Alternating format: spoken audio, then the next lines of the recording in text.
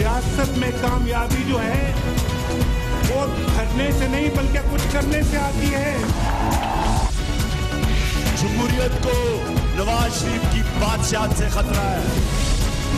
Parliament में अपने बेटे के साथ इसलिए नहीं आ रहा कि मैंने आपसी की कोई कुर्सी खींच लेनी है।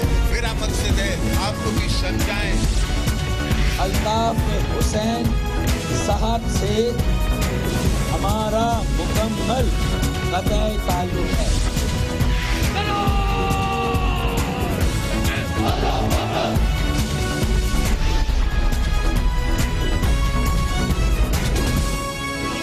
आप देख रहे हैं खबरों, तबसरों और तज्जियात पर मबनी पाकिस्तान का सबसे मोतबर न्यूज शो दुनिया, कामरान खान के साथ। अस्सलाम वालेकुम, मैं हूं कामरान खान। पाकिस्तान में मीठी ईद आ रही है और मीठी ईद पर मुंह मीठा करने के लिए अरबों रुपए की मिठाई पूरे मुल्क में खरीदी जाती है। लेकिन ये सवाल कि ये मिठाइयाँ कितनी सफाई से बनाई जा रही हैं, उनमें कौन से अज्जा इस्तेमाल किए जा रहे हैं, ये पूछने वाला हमारे मुल्क में कोई नहीं है। इसके लिए कोई निज़ाम नहीं है। पहली बार ये सोच जन्म ली गई है और इसको चेक करने की कोशिश की जा रही है और इसके लिए पहली बार किसी भी सूबाई हुकूमत ने कदम उठाया है और ये कदम उठाया हुकूमत पंजाब ने, जिसकी पंजाब फूड अथॉरिटी की जानिब से पंजाब में मिठाई की तैयारी के उसूल वज़ा करने के लिए मुस्बत फैसला सामने आया है और ईद से पहले मिठाई बनाने वालों को 48 घंटे का वार्निंग दी गई है, उन्हें अल्टीमेटम दिया गया है। मिठाई वालों से कहा गया है कि मिठाइयों की तैयारी में बेहतरीन दूध, खोया, चीनी और दीगर अज्जा इस्तेमाल किए जाएं, वेजिटेबल फैट इस्तेमाल ना हो, मेयारी और मंजूर शुदा सिर्फ फूड कलर्स इस्तेमाल किए जाएं, मिलावट ना हो और किसी भी सूरत में इसकी खिलाफ वर्जी की सूरत में मिठाई की दुकानों को सील कर दिया जाएगा, ये वार्निंग दी गई है। इसके अलावा आज रावलपिंडी में भी पंजाब फूड अथॉरिटी ने एक एक्शन लिया है। पकौड़े, समोसे और दीगर चीज़ों में इस्तेमाल होने वाली मिलावट शुदा मसाले बनाने वाली कंपनी को सील किया गया है। पंजाब फूड अथॉरिटी का ये कदम, मुस्बत कदम, इस पर बात करने के लिए हमने दावत दी है। हमारे साथ है जनाब नूरुल अमीन मैंगल, जो कि डायरेक्टर जनरल हैं पंजाब फूड अथॉरिटी के। बहुत बहुत शुक्रिया मैंगल साहब, ये एक और आप लोगों ने मेजर लिया है। कैसे आप जांचेंगे, आपके पास क्या निज़ाम है ये देखने के लिए कि पूरे पंजाब में आप ये देख सकें कि फला मिठाई के अंदर कौन सा फूड कलर इस्तेमाल हुआ है या कौन से अज्जा इस्तेमाल हुए हैं, कैसे आप चेक करेंगे? देखें कामरान भाई, जो चीज़ मैं अर्ज़ करना चाह रहा हूँ, एक चीज़ है जिसको कहते हैं बीमारियों का बोझ। ये गवर्नमेंट पे भी है, हर ख़ानदान पे भी है। पंजाब फूड अथॉरिटी जिस तरह एक आज़म के साथ काम कर रहे हैं, उसमें यही है कि हम इस बीमारियों के बोझ को हम कम करें प्रिवेंटिव मेजर्स लेके। इसमें सिर्फ ये नहीं है कि हम स्वीट को चेक कर रहे हैं, हम मिल्क चेक भी करते हैं, हम पोल्ट्री चेक्स भी हमारी होती है, हमारी स्टार चेक्स भी है जिसपे हम ये 2 star, 3 star, 4 star, 5 star hotels को भी हम चेक करते हैं। इसी तरह वी हैव SOP। मैं आपसे ये पूछ रहा हूँ मैंगल साहब, ये मिठाइयों को कैसे चेक करेंगे, क्या निज़ाम है आपके पास चेक करने का? जी मैं उस पर अर्ज करूं, देखिए हम फोर्स ही करते हैं कि जी आगे एक इवेंट आ रहा है कि जिसमें बहुत ज़्यादा इस्तेमाल मिठाइयों का हो सकता है, डिमांड ने बढ़ना है, सप्लाईज ने, और उसमें जब हम किसी भी प्रोडक्शन यूनिट में जाते हैं तो वहाँ पे दूध का दूध, पानी का पानी हो जाता है। हमारे पास फूड टेक्नोलॉजिस्ट हैं, हमारे पास फूड साइंटिस्ट हैं, हम जाके उनके रॉ इनपुट, उनका जो इंग्रेडिएंट्स है वो हम चेक करते हैं कि जी ये वेजिटेबल फैट मिला रहा है या ये मक्खन मिला रहा है, ये जो कलर इस्तेमाल कर रहे हैं ये टेक्सटाइल कलर है या ये फूड ग्रेड कलर है। तो वो तमाम चीज़ें, पूरा एक चेक लिस्ट है और जिसके तहत हम जाके उनको चेक करते हैं। और ये जो मिठाइयों वाला है, ये इस पर जो अल्टीमेटम देने का भी एक मकसद है, वो ये है कि हर बंदे का एक राइट है कि वो अपनी इस्लाह करे, वो ये तमाम चीज़ें अपनी दुरुस्त करे। हमारा मकसद ये नहीं है कि हम बेजा जाके कारोबार को डिस्टर्ब करें, बल्कि उनको एक मौका दें कि जी आपके पास ये टाइम है, और उसके बाद फिर हमारे रेडार पे जितने भी प्रोडक्शन यूनिट्स हैं उनको जाके जो है हम फोकस तरीके से इसको करेंगे ताकि जो मिठाइयाँ निकलें। मैंगल साहब, ये कैसे मुमकिन होगी कि पूरे पंजाब में, अक्रॉस पंजाब या पूरे लाहौर में एक ही तरह की मिठाई मिले? फिर उसका मतलब ये कि वो एक ही कीमत होगी? आफ्टर ऑल क्वालिटीज़ का फ़र्क होता है, ग्रेडिंग होती है, सब कुछ होती है। आपके लिहाज से तो एक ही ग्रेडिंग होगी ना? देखें हमने मैं गुजारिश ये करना चाह रहा था इसमें कि पंजाब फूड अथॉरिटी से पहले यहाँ पे जो एक अरेंजमेंट था, इंस्टीट्यूशनल अरेंजमेंट, को एक तो था नहीं। 12-13 فوڈ انسپیکٹرز تھے جن کو ابھی 700 سے زائد فوڈ سیفٹی ٹیمز ہیں جنہوں نے جو ریپلیس کر رہے ہیں. ابھی ہماری پریزنس جو ہے وہ ہر تحصیل میں ہے. چیف منسٹر صاحب نے ہمیں 3 ارب روپے دیے ہیں جس کیپٹل کاسٹ ہے, اسٹیبلشمنٹ کاسٹ ہے. ہماری جو آپریشنز ہیں وہ ایک دن میں 5 سے 6 ہزار انسپیکشنز ہم کر رہے ہیں. تو وہ جب ہم نکلتے ہیں ایک ساتھ ایک چیک کو لے کے, لیٹ سے ابھی ہم نے پروڈکشن ہاؤسز چیک کرنے ہیں, تو آفٹر 48 آورز ویل کم اپ کہ جی آج ہم نے 1000 پروڈکشن یونٹس چیک کیے. اچھا, اس پہ ایک یہ نہیں ہے کہ ہم نیچے جا کے چیک کرتے ہیں. پروڈکشن ہاؤس میں انڈسٹری ہے, وہاں پہ چیزیں پروڈیوس ہوتی ہیں, وہاں پہ بنتی ہیں اور نیچے جاتی ہیں. تو ہمارے لیے آسان ہے کہ ہم 1000 پروڈکشن یونٹس کو فرام ٹاپ ٹو باٹم جو اپروچ ہے فوڈ انڈسٹری کو ٹھیک کرنے کا, وہ ہم 1000 اگر پروڈکشن یونٹس کو ہم ٹھیک کرتے ہیں تو نیچے لیٹ سے 10,000 ریٹیلرز ہیں یا آؤٹ لیٹس ہیں, وہاں پہ چیزیں فلی وہ کافی حد تک بہتر ہوتی ہیں. تو یہ جو اپروچ ہے ہمارا, جو اسٹریٹجک چینج ہے کہ جی آپ پروڈکشن ہاؤسز کو فوکس کریں تو نیچے جو ہے وہ گھر پہ بھی مٹھائی ٹھیک ہوگی, دکان پہ بھی ٹھیک آئے گا. ڈیفینیٹلی یہ ایک مثبت سوچ ہے. ابھی بہرحال یہ سوچ کا اعلان کیا ہے, فیصلہ کیا ہے, یہ بڑی اچھی بات ہے. ہم دیکھیں گے کہ اس پہ امپلیمنٹ آپ کیسے کرتے ہیں, پھر آپ سے ضرور بات ہوگی آگے چل کے. پنجاب میں ضرور یہ ایک بڑا پازیٹیو سٹیپ لیا گیا ہے, اس قسم کی سوچ اس سے پہلے کبھی دیکھنے میں نہیں آئی. اس کے ساتھ ہی ساتھ آپ کو بتا دیں کہ پاکستان کے دوسرے بڑے صوبے سندھ میں اس قسم کا کوئی نظام ہی ایگزسٹ نہیں کرتا ہے. ابھی آپ کو مینگل صاحب نے بتایا کہ وہاں پہ 5 سے 6 ہزار انسپیکشن روزانہ ہوتی ہیں. 700 ٹیمیں ہیں جو نکلتی ہیں, جو کہ فوڈ کوالٹی دیکھتی ہیں, پروڈکشن ہاؤسز میں جاتی ہیں.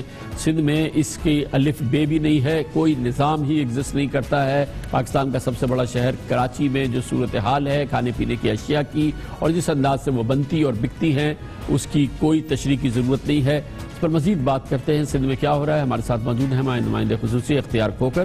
کھوکر صاحب, آپ نے سنا پنجاب میں 5 سے 6 ہزار انسپیکشنز ہوتے ہیں, 700 ٹیمیں ہیں, 3 ارب روپے تو ابھی دیے ہیں چیف منسٹر نے کہ پورا آپ نظام ترتیب دیں. ہمارے یہاں کیا نظام ہے سندھ میں فوڈ انسپیکشن کا, اور فوڈ اتھارٹی وغیرہ کیا کیسے کام کرتی ہے, کیا ہے یہاں پہ؟ جی خان صاحب, یہاں سندھ میں جس طرح آپ نے کہا کہ کوئی نظام عملی طور پہ ایگزسٹ نہیں کرتا.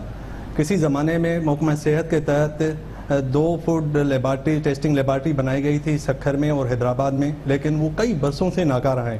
اور کراچی میں جو سب سے بڑا شہر ہے صوبے کا, اس میں KMC کے تحت ایک فوڈ ٹیسٹنگ لیبارٹری قائم کی گئی تھی, جو KMC کا فوڈ کنٹرول ڈپارٹمنٹ ہے اس کے تحت یہ چل رہی تھی. کوئی آج سے 10-15 سال پہلے تو وہ کچھ کام کر رہی تھی, لیکن پچھلے 8 برس سے اس لیبارٹری کی جتنی بھی مشینری ہے وہ ناکارہ ہو چکی تھی.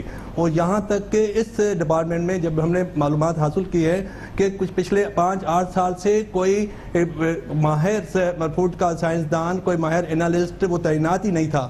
اور اب پورے شہر کے لیے صرف 12 فوڈ انسپیکٹر ہیں, اور اس شہر میں تقریباً 1.5 لاکھ فوڈ انٹیٹیز ہیں, جس میں 1100 فوڈ فیکٹریز ہیں, اور 1.5 لاکھ فوڈ جو ادارے ہیں جو خوراک سپلائی کرتے ہیں لوگوں کو, ان میں سے صرف 16,000 کے پاس اس ادارے کے تحت لائسنس ہے.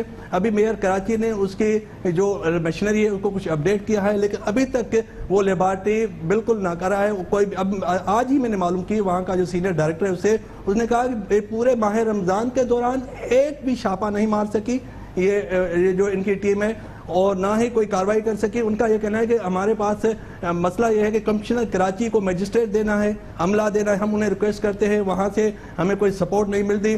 اور اس کے علاوہ محکمہ صحت کو ایک باقاعدہ اتھارٹی کے لیے ایک لائسنس دینا ہوتا ہے کہ ٹیسٹنگ کے لیے, انالیسس کے لیے, وہ پچھلے 2.5 سال سے نہیں مل رہا تھا. آج 10 روز پہلے انہوں نے دیا ہے. اب سندھ حکومت نے ایک فوڈ اتھارٹی لا منظور کیا ہے پچھلے مارچ میں, لیکن ابھی تک اس لا پہ کوئی عمل نہیں ہو سکا. اور یہ محکمہ خوراک کے انڈر میں یہ اتھارٹی بنائی جا رہی ہے. اور محکمہ خوراک آپ کو پتا ہے کہ سندھ کا سب سے کرپٹ ترین جو ادارہ ہے محکمہ, وہ محکمہ خوراک ہے. حالانکہ پنجاب میں جو ہے وہ ایک انڈیپینڈنٹ ادارہ ہے, ان کا ایک انڈیپینڈنٹ چیئرمین, لیکن یہاں خوراک کے وزیر کے انڈر میں یہ ادارہ بنایا جا رہا ہے, لیکن وہ بھی ابھی تک نہیں بن سکا, نہیں بنا ہے. اور اسی وجہ سے یہاں پہ کوئی نظام ہی نہیں ہے. سندھ میں کوئی نظام نہیں ہے, فوڈ ٹیکنالوجسٹ کوئی نہیں ہے, فوڈ چیک کرنے کے لیے کوئی مشینری نہیں ہے, کوئی لیب نہیں ہے, کوئی نظام ہی نہیں ہے. کمرشل بریک, اس کے بعد ذکر کرتے ہیں اس پیشن گوئی کا جو کہ PTI کے جناب عمران خان اور ان کے ساتھی کر رہے ہیں. حکومت آئندہ چند روز میں ختم ہو جائے گی, اور JIT کا فیصلہ بتا رہے ہیں. سپریم کورٹ اس سلسلے میں کیا کارروائی کرے گی, اس کا کیا فیصلہ ہوگا. لگتا یہ ہے کہ پی ٹی آئی والوں کو یقین ہے کہ اس دفعہ امپائر کی انگلی اٹھ جائے گی. 2014 میں نہیں اٹھی تھی. اس پر بات کریں گے تفصیل سے. ہمارے ساتھ ہوں گے پاکستان کے ممتاز سینئر رہنما, سیاسی رہنما جناب جاوید ہاشمی.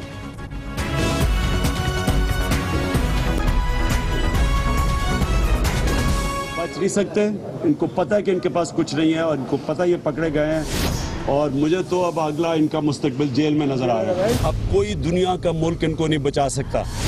ان کا وقت ختم ہو گیا, ٹائم آ گیا ان کا جانے کا. یہ اب 2 ہفتے رہ گئے مزید, اور 2-2.5 ہفتے رہ گئے. یہ 2-2.5 ہفتے کی گیم ہے جو آگے اب ہونے والا ہے. ساروں کو نظر آ رہا ہے کہ ایک نے میچ جیتنا ہے اور ایک نے ہارنا ہے. یہ ہارنے والی ٹیم کی شکل آپ کو نظر آ رہی ہے. عوام سب ایک تقریباً 100% یقین ہے پاکستان تحریک انصاف کے جناب عمران خان کو اور اس جماعت کو کہ جو فیصلہ آ رہا ہے سپریم کورٹ آف پاکستان کا, اس سے پہلے جو GIT رپورٹ آ رہی ہے, اس کے نتیجے میں وزیر اعظم جناب نواز شریف کی حکومت ختم ہونے والی ہے, ان کی وزارت عظمیٰ ختم ہونے والی ہے, اور اس کے ساتھ ہی ان کا یہ بھی اعلان ہے یا اس کی پیشن گوئی ہے یا ان کی اطلاع ہے کہ سپریم کورٹ آف پاکستان میں جو فیصلہ آئے گا اس سے جناب نواز شریف کا سیاسی کیریئر شاید ختم ہو جائے گا. وہ جیل جائیں گے, ان کی حکومت ختم ہوگی, ان کی وزارت عظمیٰ ختم ہوگی. یہ صرف بات عمران خان نہیں کہہ رہے, ان کی جماعت کے تمام لوگ کہہ رہے ہیں, اور اس کے لیے تاریخیں دے رہے ہیں. عید کی چاند کی بات کی گئی ہے, آئندہ چند دنوں کی بات کی گئی ہے. یہ لوگ ہفتوں کی بات نہیں کہہ رہے, یہ کہہ رہے ہیں کہ آئندہ 2-3 ہفتوں میں ایسا ہونے والا ہے. اس میں اف اور بٹ نہیں ہے, 100% یقین ہے. ایسا لگتا ہے کہ جو بھی ان کی معلومات ہے, جس ذریعے سے بھی ان کو معلومات ہے, اگر وہ واقعی ذریعہ ہے تو وہ کوئی بہت ہی مستند ذریعہ ہوگا جس کی بنیاد پر یہ بہت ہی کلیدی پیشن گوئی ہے جو کہ اس وقت پاکستان تحریک انصاف کی چوٹی کے رہنما کر رہے ہیں. وہ کہ اس کی گونج اس سے پہلے بھی ہم کئی بار سن چکے ہیں, خاص طور پر سن 2014 میں جب اسی قطعیت سے جناب عمران خان اور ان کی پارٹی کے دوسرے رہنما پیشن گوئی کر رہے تھے کہ وزیر اعظم جناب نواز شریف کی حکومت ختم ہونے والی ہے اور امپائر کی انگلی اٹھنے والی ہے. امپائر کی انگلی ادھر چلی جاتی ہے تو کیا ہو جاتا ہے؟ آپ کو پویلین میں واپس جانا پڑتا ہے, آپ کی باری ختم ہو جاتی ہے, اور انشاءاللہ نئے الیکشن ہوں گے, نئی حکومت آئے گی. یہ اگلے دو دن میں فیصلہ ہوگا. 2 دنوں میں فیصلہ ہوگا. زیادہ سے زیادہ ہفتے کی رات کو امپائر کی انگلی اوپر چلی جائے گی. باوجود امپائر کی انگلی نہیں اٹھی, لیکن جناب عمران خان کی یہ تقاریر جس میں کہ یہ بات تقریباً انہوں نے 25 بار کہی ہوگی, وہ بات جو انہوں نے کی تھی اس کی وجہ بتائی تھی. اس وقت ان کی پارٹی میں شامل تھے, ان کے نائب تھے جناب جاوید ہاشمی, اور اس کی اطلاع وہ کئی بار دے چکے ہیں, اس کا پس منظر کئی بار بتا چکے ہیں. بقول ان کے عمران خان یہ بات کیوں کر رہے تھے. ایک بار پھر عمران خان یہ کہہ رہے ہیں, اور ان کی پارٹی کے دوسرے رہنما بھی یہ کہہ رہے ہیں کہ ایسا ہونے والا ہے. جناب نواز شریف کی حکومت اب ختم ہونے والی ہے. GIT کی رپورٹ کیا آنے والی ہے یہ بھی بتا رہے ہیں, سپریم کورٹ کا کیا فیصلہ آنے والا ہے یہ بھی بتا رہے ہیں. اور ایک بار پھر ہم نے دعوت دی ہے پاکستان کے نامور سینئر ترین سیاستدانوں میں سے ایک اور پاکستان تحریک انصاف کے سابق نائب سربراہ جناب مخدوم جاوید ہاشمی کو. بہت بہت شکریہ مخدوم صاحب. ایک بار پھر ہم بڑی قطعیت سے سن رہے ہیں جناب عمران خان سے, ان کے دوسرے ساتھیوں سے, کہ بس حکومت کے خاتمے میں 2 ہفتے رہ گئے ہیں, 1 ہفتہ رہ گیا ہے. بس 2 اور ہفتے اور 1 ہفتے کی بات ہے, 3 ہفتے کی بھی مشکل سے بات ہے, ورنہ یہ اگلے 2-3 ہفتے میں ختم ہوگی. اور بڑی سرٹینٹی ہے, نہ اف ہے نہ بٹ ہے. آپ کیا سمجھتے ہیں, یہ اندازہ ہے یا ایک بار پھر کوئی معلومات ہے؟ نہیں, یہ اس میں خان صاحب, عمران خان صاحب کا اندازہ نہیں ہوتا. تھوڑی بہت بات کوئی کہہ دیتا ہے اور یہ قطعیت کے ساتھ اس پہ یقین بھی کر لیتے ہیں, اور جو کام کہتا ہے وہ کام کرنے کی حامی بھی بھر لیتے ہیں. اسٹریٹ پاور کا ان کے پاس قوت ہے, اس کا استعمال بھی کرنے کے لیے تیار ہو جاتے ہیں. وہ منظر وہ کریٹ کرنے کی اب بھی کوشش ہو رہی ہے, لیکن میں سمجھتا ہوں کہ یہ رستہ اختیار نہیں کرنا چاہیے. میں احترام کے ساتھ کہنا چاہتا ہوں, کیونکہ یہ اکاؤنٹیبلٹی ہونی چاہیے نواز شریف صاحب کی, ان کا احتساب ہونا چاہیے, ان سے انتقام نہیں لینا چاہیے. وہ انتقام کا فائدہ پہنچے گا میاں نواز شریف صاحب کو. پاکستان کے لوگ تو یہ چاہتے ہیں کہ ان لیڈروں کا سب کا احتساب ہونا چاہیے. ہماری دولت کئی بار پڑی ہوئی ہے تو وہ واپس آنی چاہیے. یہاں پہ قوم الگ ہو جاتی ہے اور عمران خان صاحب جو ہیں وہ چاہتے ہیں کہ وہ نواز شریف جائے اور میں وزیر اعظم بن جاؤں. یہ عملی طور پر ممکن نہیں ہے. یہ جو وہ لیکن مخدوم صاحب اس میں ایک جو چیز تھوڑی سی سمجھنے کی ہے کہ یہ اب الیکشن کا سال ہے. آئندہ چند مہینوں میں الیکشن کال ہو جائیں گے. پاکستان کی تاریخ میں پہلی بار ایک وزیر اعظم اگر اپنے 5 سالہ مدت پوری کر لے تو اس میں مذائقہ کیا ہے؟ انتخابات تو راؤنڈ دا کارنر ہیں. کیوں اس بات کا انتظار نہیں کیا جا رہا کہ اب عوام یہ فیصلہ دیں گے؟ اور اس سے پہلے کیوں یہ اطلاع کیوں دی جا رہی ہے کہ سپریم کورٹ اصل میں یہ فیصلہ کر دے گا جس سے کہ جناب نواز شریف کی حکومت ختم ہو جائے گی؟ خان صاحب دیکھیں، بدقسمتی سے وہ سیاستدان نہیں ہیں اور جو دوسرے بھی ہیں وہ سب یہ چاہتے ہیں کہ نواز شریف کو پہلے ہٹا دیا جائے. بھائی آپ کہتے ہیں مذائقہ نہیں ہے، میں کہتا ہوں یہ ضروری ہے کہ 10 سال کے اندر کم از کم 2 اسمبلیاں یہ مدت پوری کریں. 70 سال کی ہسٹری میں کسی ایک اسمبلی نے وقت پورا نہیں کیا تھا. یہ ابھی پچھلی اسمبلی نے کیا تھا اور اب یہ دوسری کرنے کو جا رہے ہیں. مگر وزیر اعظم نے تو 5 سال ایک نے بھی ابھی تک پورے نہیں کیے. ہماری پوری قومی تاریخ میں ابھی تو ایک بھی وزیر اعظم نے نہیں کیے. یہ تو میں یہی عرض کرنا چاہتا ہوں کہ آپ جب ان کو آپ کہتے ہیں کہ ہم یہ قطع کر دیں گے، توڑ دیں گے، تو یہ میرا نقصان ہے، میرے آنے والے بچوں کا نقصان ہے، میرے ملک کا نقصان ہے، میرے ملک کی اکانومی کا نقصان ہے. یہ ملک کی تباہی کا رستہ اختیار کرنے کی کوششیں جو کی جا رہی ہیں، میں اس کے بارے میں کہنا چاہتا ہوں کہ ان کو وہاں سپریم کورٹ والے بلائیں اور مجھے بلائیں، سب کو بلائیں اور اس میں سو موٹو لیں، ہم سے پوچھیں، ہم بتائیں کہاں کہاں یہ خرابیاں ہو رہی ہیں ملک کے لیے.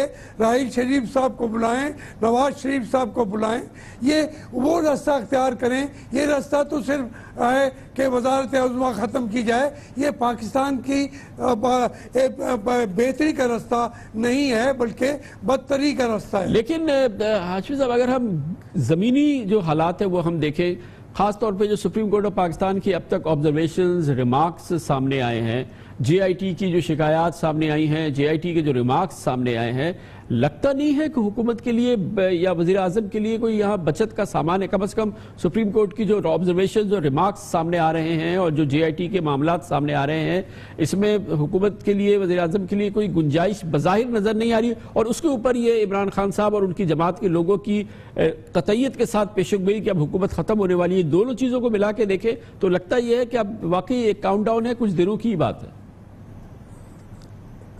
دیکھیں کامران، ہمارے جو سپریم کورٹ ہے بدقسمتی سے اس کی بھی کوئی ماضی اتنا شاندار نہیں جس کے اوپر فخر کیا جا سکے. ہماری فوج کا بھی شاندار نہیں ہے. سیاستدانوں کا تو بالکل تباہ طریقے ہم نے اختیار کیے، تباہی ہم لے آئے ہیں اور دوسروں کو موقع مل جاتا ہے. اگر آپ یہ جو رستہ اختیار کیا گیا ہے یہ اکاؤنٹیبلٹی کا رستہ نہیں ہے. ججز جتنا میں احترام کرتا ہوں، میری زندگی میں وہ ساتھ رہے ہیں، وکالتوں کے اندر کے بھی ساتھ رہے ہیں یہی ججز سپریم کورٹ کے، میرے قریبی ساتھی بھی رہے ہیں، وہ میرے ہاتھ بھی چومتے ہیں، آنکھوں کو بھی لگاتے ہیں. لیکن بدقسمتی یہ ہے کہ ان کے پاس آپریٹس نہیں ہے، ان کے پاس اکاؤنٹیبلٹی کا طریقہ ہے نہیں.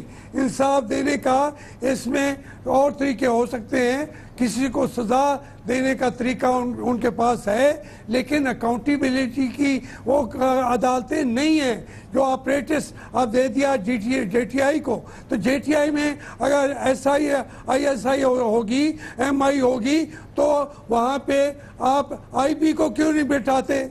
आप यकतरफा कर रहे हैं। IB भी बैठे, वो भी आपको अपना टेक दे, वो भी आपके मामलात को आगे बढ़ाए, लेकिन ये यकतरफा जब उन्होंने बढ़ा लिया है तो उसके ऊपर लोगों को यकीन नहीं आ रहा कि ये हमारी कोर्ट्स मैं सर झुका के कहता हूँ, जब सुप्रीम कोर्ट के बाहर से गुजरता हूँ सर झुका के गुजरता हूँ। लेकिन मुझे ये बताएं, भुट्टो का कत्ल हो गया, जज साहब ने खुद कहा कि हमने दबाव कबूल करके उनको फांसी दी। यहाँ पे असलम बेग साहब बैठे हुए हैं, उन्होंने कहा कि मैं सुप्रीम कोर्ट के इस तरह बैठा हूँ और सुप्रीम कोर्ट सड़क के दूसरी तरफ है, ये असम्बलियाँ बहाल मत करो। ये बयान उन्होंने बाद में भी तस्लीम किया है। जब ये सूरत हाल हो कि वो अहकामात मानने के ऊपर मजबूर हो जाते हों, तो लोगों के खदशात बढ़ जाएंगे, लोगों को मुल्क की जो यकीनी की कैफियत है वो बढ़ जाएगी, आपका स्टॉक एक्सचेंज बैठ जाएगा, आपकी मईशत बैठ जाएगी। तो जब इतनी गैर यकीनी की सूरत हाल होगी, ये इंतकाम लेना हो। मुझे नवाज शरीफ साहब ने इन 3 सालों में जितना मेरी फैमिली को हमें उन्होंने ख़राब किया है, हमें इन 3 सालों में, हालांकि मैं तो इमरान खान को भी छोड़ चुका था, लेकिन मैं समझता हूँ कि ये खराबियाँ हैं हमारे सियासतदानों में, और हमें सोचना चाहिए और उसके लिए हमें कानून बनाना चाहिए। उसके लिए जो अकाउंटेबिलिटी का रास्ता नहीं होगा, ये नैब भी कुछ नहीं कर सकती। हमें ये असेंबली को, अपोजिशन को, हुकूमत को पहले बैठ के कानून बनाना चाहिए। चाइना लोगों को फांसी दे देता है जो करप्शन करते हैं, तो ये भी करें, इनको करना चाहिए, लेकिन नहीं करेंगे। बहुत बहुत शुक्रिया जनाब मखदूम जावेद हाशमी हमारे साथ थे।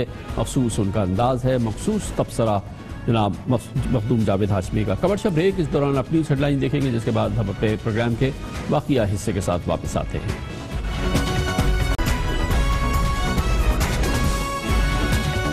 आप देख रहे हैं खबरों, तबसरों और तज्जियात पर मबनी पाकिस्तान का सबसे मोतबर न्यूज शो दुनिया, कामरान खान के साथ। लगता है हुकूमत पाकिस्तान वाकई किसी मखमसे का शिकार है, पैतरे उसको बदलने पड़ रहे हैं। मामला है साबिक chief of army staff general राहील शरीफ का सऊदी अरब में बैनुल-अक़वामी अफवाज की क़यादत करने का, और सऊदी अरब में जो डेवलपमेंट हो रही है उस हवाले से जो फ़ौजी इत्तेहाद तश्कील दिया गया है उसके क़द-व-ख़ाल के बारे में जो नई ताज़ा मालूमात सामने आई है। हुकूमत पाकिस्तान एक मुश्किल सूरत हाल का शिकार है, क्योंकि वाज़ेह तौर पे लगता ये है कि ये जो फ़ौजी इत्तेहाद है इसका एक जो हदफ है या एक जो उसका मसला है, कंसर्न है, वो ईरान की सिचुएशन है, और इस लिहाज से पाकिस्तान की पोजीशन बहुत नाजुक हो जाती है। इसी वजह से आज एक नई डेवलपमेंट सामने आई है। वज़ीर आज़म के मुशीर उमूर ख़ारजा जनाब सेनेटर सरताज अजीज़ ने आज पार्लियामेंट की एक ख़ारजा उमूर की कमेटी को बताया कि जनरल राहील शरीफ दरअसल बकौल उनके ज़ाती हैसियत में सऊदी फ़ौजी इत्तेहाद की सरबराही के लिए गए हैं। जनाब सेनेटर सरताज अजीज़ ने कहा कि साबिक आर्मी चीफ को हुकूमत पाकिस्तान ने सरकारी तौर पे सऊदी अरब नहीं भेजा। उन्होंने ये बात जोर देकर कही कि सऊदी अरब और यमन तनाज़े पर पार्लियामेंट की करारदाद ही पाकिस्तान की पॉलिसी है, जो कि पाकिस्तान को किसी एक साइड लेने से रोकती है। ये पूरी सूरत हाल में जनरल राहील शरीफ का सऊदी अरब में मौजूद होना और सऊदी अरब में जो इस वक्त एक सियासी तलातुम है, जो सूरत हाल है, और उस हवाले से जो वहाँ पर जो पोजीशन बन रही है, जो दिफाई पोजीशन बन रही है, जो कि मामलात जो खलीज के मामलात हैं उसमें इस फौजी इत्तेहाद का जो रोल होगा पाकिस्तान के लिए यकीनी तौर पे ये एक नाजुक बात है। वो कि जनाब सरताज अजीज़ ने यह बात आज कही, जो कि अचंभे की बात लगती है कि जनरल राहील शरीफ ज़ाती हैसियत में गए हैं और वो फौजी कमांड कर रहे हैं और हुकूमत पाकिस्तान ने उनको नहीं भेजा, लेकिन یہ بات 100% یقین سے کہی جا چکی ہے کہ دراصل اس میں حکومت پاکستان شریک تھی. حکومت پاکستان کی مرضی کے بغیر ایسا نہیں ہو سکتا تھا, حکومت پاکستان کی اجازت کے بغیر ایسا نہیں ہو سکتا تھا. حکومت پاکستان میں ظاہر وزیر اعظم بھی شامل ہے اور خود جنرل ہیڈ کوارٹرز بھی شامل ہے, کیونکہ جنرل راحیل شریف نے جب یہ پوزیشن سنبھالی وہ ان کے چیف آف آرمی اسٹاف کی ریٹائرمنٹ کے چند مہینے کے اندر کی بات ہے. متعلقہ قوانین ہیں جو کہ ان کو پابند کرتی ہیں اس قسم کی کسی بھی ملازمت کو ایکسیپٹ کرنے کے حوالے سے, لیکن اس میں پورا ایک پروسیس ہوا تھا. اس پروسیس کو بھرپور انداز میں ہماری ہی اس پروگرام میں وزیر دفاع جناب خواجہ محمد آصف نے ڈیفائن کیا تھا. ہم نے این او سی ایشو کر دیا ہے, جو بھی رولز اینڈ ریگولیشنز ہمارے لیڈ ڈاؤن ہیں منسٹری آف ڈیفینس کے, وزارت دفاع کے, اور اس میں معاملہ جو ہے جی ایچ کیو کو ریفر کیا گیا. جی ایچ کیو نے جو ہے اس میں این او سی دیا, اس کے بیسس پہ ہم نے این او سی جو ہے وہ جنرل راحیل شریف کو ہینڈ اوور کر دیا. تو یہ بالکل ہم آن ریکارڈ لائیں گے, پارلیمنٹ کے ریکارڈ میں لائیں گے, اس کو سینٹ میں بھی اور نیشنل اسمبلی میں بھی. جناب خواجہ محمد آصف تفصیل سے بتا رہے ہیں اور یہ بھی کہہ رہے تھے کہ جیسے ہی جنرل راحیل شریف وہاں جائیں گے اور پھر ٹرمز آف ریفرنس اس پورے معاملے کے سامنے آئیں گے, وہ بھی پارلیمنٹ کے سامنے رکھے جائیں گے. حکومت پاکستان کا یہ مقبصہ, یہ نئی تازہ صورتحال, اس پہ بات کرنے کے لیے ہم نے ایک بار پھر دعوت دی ہے لیفٹیننٹ جنرل ریٹائرڈ نعیم خالد لودھی کو, سابق سیکرٹری دفاع بھی ہیں, ملٹری افیئرز کے بہت ہی ممتاز ایکسپرٹ بھی. جنرل صاحب فرمائیے گا, یہ آج حکومت پاکستان کی جانب سے ستار عزیز صاحب کو ایک نئی بات کہنی پڑی کہ جنرل راحیل جو ہیں وہ تو پرسنل حیثیت پہ گئے ہیں, ہم سے کوئی تعلق نہیں ہے اور حکومت پاکستان کی اس میں کوئی منشا مرضی شامل نہیں ہے. کیا کہیں گے آپ اس پہ؟ جی بہت شکریہ. اگر آپ اجازت دیں تو این او سی کی جو لیگل حیثیت ہے اس کے متعلق بات کرنے سے پہلے میں دو باتیں ناظرین کے اور آپ کے علم میں لانا چاہوں گا. پہلی بات یہ ہے کہ آپ نے دیکھا ہوگا کہ کہیں بھی سوشل میڈیا میں یا میڈیا کے کسی بھی ذرائع میں آپ نے جنرل راحیل شریف کو وردی پہنے نہیں دیکھا ہوگا, جو مطلب اس افواج کی وردی ہے. دوسری چیز امپورٹنٹ یہ ہے کہ آپ نے وہ سیریمنی نہیں دیکھی ہوگی جس میں کہ ایک سپہ سالار ٹیک اوور کرتا ہے کمانڈ. یہ دونوں چیزیں ابھی تک مسنگ ہیں. اور جہاں تک این او سی کا تعلق ہے تو جنرل صاحب این او سی سے پہلے یہ فرما دیجئے گا کہ اس مسنگ کا مطلب کیا ہے, کہ اگر انہوں نے کوئی یونیفارم نہیں پہنی یا انہوں نے کہیں سے کمانڈ سنبھالنے کی کوئی تصویر نہیں آئی تو اس کا مطلب کیا ہے؟ جی اس کا مطلب یہ ہے کہ سرکاری طور پر ان کو ابھی تک وہ کمانڈ کی حیثیت عطا نہیں کی گئی. وہ ادھر گئے ضرور ہیں, اپوائنٹ ہو گئے ہیں, اس کے بعد وہ ابھی کیا سلسلہ چل رہا ہے وہ تو جب تک وہ خود نہ کہیں میں اس بارے میں کوئی کیا رائے نہیں کر سکتا. این او سی کے بارے میں آپ کو بتاؤں کہ جتنے بھی آفیسرز ایل پی آر کے دوران یعنی کہ سروس کے 1 سال کے اندر جب انہیں کوئی بھی کام کرنا ہوتا ہے تو وہ آرمی سے, حکومت سے این او سی لیتے ہیں, نو آبجیکشن سرٹیفکیٹ, جس کا یہ مطلب ہے کہ ہمیں کوئی اعتراض نہیں ہے. اس کا یہ مطلب ہرگز نہیں ہے کہ جی ہم نے اپوائنٹ کیا ان کو. لیکن یہ بات میں بالکل آپ کے ساتھ متفق ہوں اس بات پر کہ جب آرمی چیف کی بات ہو تو وہ کوئی نارمل آفیسر نہیں ہے, کوئی مڈ گریڈ کے آفیسر نہیں ہے, بلکہ جنرل آفیسر بھی جا سکتا ہے, شاید کوئی نوکری کر سکتا ہے اس طریقے, لیکن آرمی چیف نہیں کر سکتا. تو یہ حکومت جو جنرل صاحب ایک پاکستانی کی حیثیت سے مجھے یہ کنسرن ہے کہ آرمی چیف جو ہے اس سے زیادہ تو ہمارے قومی رازوں کا امین کوئی نہیں ہے, اس کے پاس اس سے زیادہ معلومات کسی کے پاس نہیں ہے. ظاہر ہے کہ وہ سچا پکا کٹر پاکستانی ہے, لیکن کوئی غیر ملکی ملازمت قبول کرنے کی ہم اپنے آرمی چیف کو چند مہینوں میں اجازت دے دیں, وہ بھی فوجی ملازمت کی, وہ بھی ایسی فوجی ملازمت جس کے بارے میں پوری دنیا میں ایک تنازع ہے. یہ تو ایک بڑا مشکل فیصلہ ہوگا جی ایچ کیو کا بھی اور پرائم منسٹر کا بھی. میرے خیال میں تو یہ بڑی مشکل سے فیصلہ کرنا ہوگا, یہ آسان فیصلہ تو نہیں تھا. بہت مشکل فیصلہ تھا, اس میں کوئی شک نہیں ہے. اور میں تو چونکہ پولیٹیکل اینالسٹ ہوں نہیں, لیکن پھر بھی مجھے ایک چیز کا شک پڑتا ہے, میں آپ کے ساتھ شیئر کر لیتا ہوں کہ ہو سکتا ہے کچھ لوگ چاہتے ہو کہ وہ یہاں سے چلے جائیں, کیونکہ جو ایک ان کو فیم یہاں پر حاصل تھا, جس طریقے سے ان کو پذیرائی تھی عوام کے ساتھ, جو اس کا کانٹیکٹ تھا, تو شاید کچھ لوگوں کا یہ خیال تھا کہ ان کا باہر جانا ہی اچھا ہے. یہ میرا اندازہ ہے, غلط ہو سکتا ہے. ایک اور بات جس کا آپ نے ذکر کیا ہے وہ یہ ہے کہ دیکھیں پولیٹیکل کنٹرول اس فوج کا بہت اہم چیز ہے کہ اس کو کنٹرول کون کرے گا. جو امریکن جب صدر آئے انہوں نے صاف کہہ دیا کہ جی یہ ایران کے اثر رسوخ کو روکنے کے لیے ہے. اس میں کوئی انہوں نے بات چبائی نہیں, چھپائی نہیں. جو فرما روا ہیں سعودی عرب کے, انہوں نے صاف کہہ دیا یہ کس لیے ہے. تو میرا خیال ہے اس قسم کا ابہام تو اب یہ بالکل نہیں رہا کہ یہ فوج ہے کس لیے. اگر یہ بھی کہا جائے کہ یہ ٹیررزم کو فائٹ کرنے کے لیے, تو ٹیررزم کی تو ابھی تک یو این نے کوئی ڈیفینیشن ہی نہیں دی ہے کہ ایک ملک کے ٹیررسٹ جو ہیں وہ دوسرے ملک کے آزادی پسند لوگ ہیں. مثال کے طور پہ حماس جو ہے, اگر وہ کوئی اس کو ٹیررزم کہتا ہے, وہ کہتے ہیں ہم فلسطین کی آزادی کے لیے کام کر رہے ہیں. کشمیری جو آزادی پرست لوگ ہیں ان کو کچھ لوگ ٹیررسٹ کہتے ہیں اور کچھ لوگ کہتے ہیں کہ وہ آزادی پسند ہے, ہم بھی ان کے ساتھ شامل ہیں.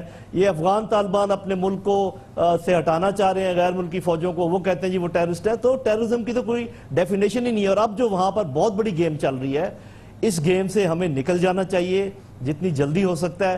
اور میرا خیال یہ ہے کہ بڑا اچھا موقع ہے کہ جب ابھی وزراء دفاع کو انہوں نے نہیں بلایا, اس کے ٹرمز اینڈ کنڈیشنز نہیں طے ہو گئے, تو میرا خیال اس ڈیلے کا فائدہ اٹھاتے ہوئے یا اس تنازع کا فائدہ اٹھاتے ہوئے جو بھی قطر اور سعودی عرب کا ہو گیا اور ایران کا جب انہوں نے نام لے دیا ہے, تو میرا خیال چونکہ جنرل راحیل شریف نے نہ وردی پہنی ہے نہ کمانڈ ٹیک اوور کی ہے, تو صاف ظاہر ہے میں تو زیادہ باتوں کو اندر سے نہیں جانتا, لیکن جو سطحی طور پہ انفارمیشن ہے اس کے تحت اگر مجھ سے کوئی پوچھے تو میں یہی سجیسٹ کروں گا کہ جتنی جلدی ہو سکتا ہے واپس آ جائیں, اپنے ملک کی خدمت کریں. یہاں بہت مواقع ہیں ٹیررزم کا, اگر انہوں نے ایڈوائزر بننا ہے پرائم منسٹر کا ایڈوائزر بنے ٹیررزم کا. یہاں پر ابھی ٹیررزم ختم نہیں ہوا, اور اگر وہاں سعودی عرب میں رہنا بھی ہے تو میں یہ سجیسٹ کروں گا کہ بجائے اس کے کہ فوج کی کمانڈ سنبھالیں, ایسی فوج کی جو کہ ایک ہودج پودج فوج ہے, جن کی زبان ایک نہیں ہے, جن کے ویپن ایک نہیں ہے, جن کی ٹیکٹکس ایک نہیں ہے, جن کی اسٹریٹجی ایک نہیں ہے, اس کے بجائے وہ ایڈوائزر بن جائیں شاہ کے آن ٹیررزم یا ملٹری میٹرز, وہ بہت اچھا ہوگا. یہ میری رائے ہے, باقی آگے جیسے حکومت کی مرضی ہے. لیکن کیا وجہ ہے جل صاحب, یہ اس کا اناؤنسمنٹ بڑا فن فیئر کے ساتھ کر دیا گیا, 37 کنٹریز کا فوجی اتحاد, اور یہ فوجی اتحاد جس کو ویسٹرن میڈیا میں کچھ لوگوں نے مسلم نیٹو بھی کہنا شروع کر دیا, اور پھر یہ تمام چیزیں بھی ہو گئیں, اور پھر جیسے کہ بھی آپ نے فرمایا کہ اس کی بیسکس بھی ابھی تک سامنے نہیں آئی ہیں. تو یہ کیا شو کرتا ہے اس پورے معاملے کے حوالے سے؟ دیکھیں خان صاحب, میں آپ کو بالکل ملٹری پوائنٹ آف ویو سے ایک بات بتاتا ہوں کہ سیکنڈ ورلڈ وار کے بعد صرف 2 اتحاد ایسے بنے جو کامیاب ہوئے ہیں. ایک ہے نیٹو کا اتحاد, ایک ہے وارسا پیکٹ. اور وہ جس طریقے سے بنے ہیں وہ ہم جانتے ہیں کہ انہوں نے ایک جیسے ویپن لینے کی کوشش کی, اپنی ٹیکٹکس, اپنی ٹریننگ کو, کہ انٹر آپریبلٹی ایک لفظ ہوتا ہے جس میں یہ کہ زیادہ تر فوجیں مل کر کوئی کام کر سکیں, اس کا وہ ہوا. تو وہ 2 ایک کامیاب اتحاد تھے کسی حد تک, اس میں وارسا پیکٹ تو اب نہیں رہا. تو یہ اتحاد بنانا کوئی آسان کام نہیں ہے. یہ ایسے نہیں ہوتا کہ 4 اور 2 اور 4 اکٹھے ہو جائیں 8 ہو گئے تو یہ ایک فوج بن گئی. اور یہ جو آپ نے بات کہی ہے اس کا فین فیئر, اس میں ایک بہت خطرہ چھپا ہوا ہے, اور وہ میں آپ کے اس کی نشاندہی کر دیتا ہوں. آج اگر ایک فوج کو نام دے دیا جائے ایک اسلامی فوج, اور وہ ہو ہودج پودج, اور اس کے اچھے طریقے سے ٹریننگ نہ ہوئی ہو, اچھے طریقے سے امپلائمنٹ کا انداز نہ ہو, اور اس کی پٹائی کروا دی جائے کسی دشمن کے سے, تو آپ یہ دیکھیں کہ اسلام کا نام کتنا کٹے گا اور پاکستان کا نام کتنا خراب ہوگا. یہ اس کے اندر ایک سازش بھی ہو سکتی ہے. تو میں یہ سمجھتا ہوں کہ ہر لحاظ سے, ایران سعودی عرب کے لحاظ سے, قطر سعودی عرب کے لحاظ سے, ٹیررزم کی ڈیفینیشن نہ ہونے کے لحاظ سے, ٹیررزم کا یہ پتہ نہ ہونا کہ کہاں پر یہ فائٹ کیا جائے گا, اور یہ خدشہ ہونے کے لحاظ سے کہ کہیں ان کو کسی ایسے مدبھیڑ میں کہیں ہزیمت نہ اٹھانی پڑ جائے, میں یہ برملا کہوں گا کہ جتنی جلدی ہو سکتا ہے جنرل صاحب واپس آ جائیں. بہت بہت شکریہ جنرل نعیم خالد لودھی. بہت دل سے التجا کر رہے تھے, ریکویسٹ کر رہے تھے جنرل رحیل شریف سے کہ انہیں واپس آ جانا چاہیے. ابھی انہوں نے وہاں کوئی یونیفارم بھی نہیں پہنی ہے, کوئی ان کو پراپر کمانڈ بھی نہیں دی گئی ہے. پاکستان کے لیے بہت شدید مسئلے ہیں. جنرل رحیل شریف کو چاہیے کہ واپس آ جائیں. اگر دہشت گردی کے خلاف ہی انہیں جنگ لڑنی ہے یا اپنی اس جدوجہد کو جاری رکھنا ہے تو وہ مشیر بن جائیں وزیر اعظم کے. کمرشل بریک, اور اس کے بعد ذکر کرتے ہیں جیسے کہ ہم نے آپ کو پہلے بھی بتایا کہ جے آئی ٹی کے معاملات حکومت کے موافق نہیں ہے. جو تبصرے آ رہے ہیں, جو اشارے آ رہے ہیں سپریم کورٹ آف پاکستان کے, وہ حکومت کے حق میں نہیں ہے. حالات اچھے دکھائی نہیں دیتے. حکومت کا اس پوری صورتحال پہ کیا عمل ہوگا, اگلا قدم کیا ہو سکتا ہے, یہ ہم پوچھتے ہیں حکومتی ایک شخصیت سے چھوٹے سے وقفے کے بعد.